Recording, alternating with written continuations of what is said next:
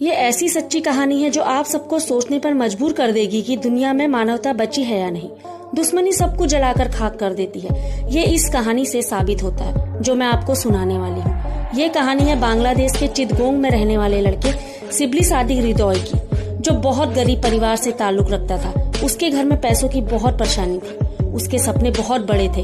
उसे पूरा करने के लिए वो दिन रात मेहनत करता था। पढ़ने के साथ साथ वो पोल्ट्री फार्म में पार्ट टाइम जॉब भी करता था। वो अपने काम को लेकर बहुत ज्यादा ईमानदार था। शिबली की उम्र सिर्फ 20 साल की थी। पोल्ट्री फार्म में वो मैनेजर का काम करने लगा।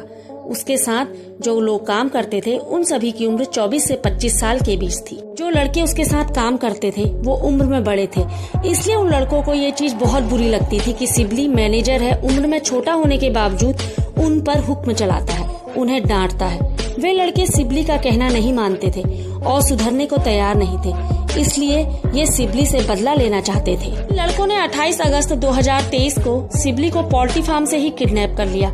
उन किडनैपरों ने उमोंग चिंग नाम का लड़का था जिसका शिबली से झगड़ा हुआ था।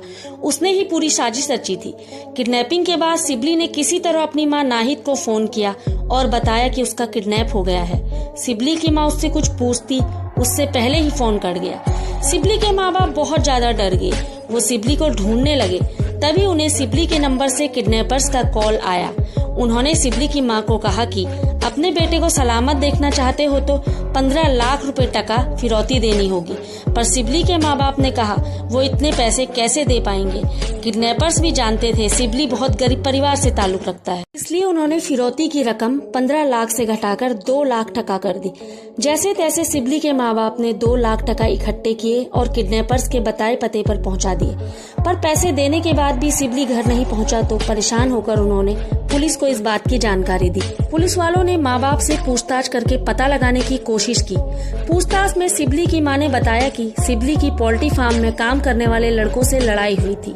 ये बात जानकर पुलिस वालों ने उन लड़कों से सख्ती से पूछताछ की। तब जाकर शिबली के साथ हुई दर्दनाक घटना का खुलासा हुआ। उन लड़कों ने बताया कि वे शिबली का किडनैप करके फिरौती मांगकर उसके साथ मारपीट करके शिबली को छोड़ देना चाहते थे, मगर शिबली ने उन लोगों का चेहरा देख लिया था और उन्हें पहचान लिया था। उन्हें डर था कि शिबली बाहर जाकर उनके बारे में पुलिस को बता देगा, इसलिए उन्होंने शिबली को गला दबाकर मार डाला।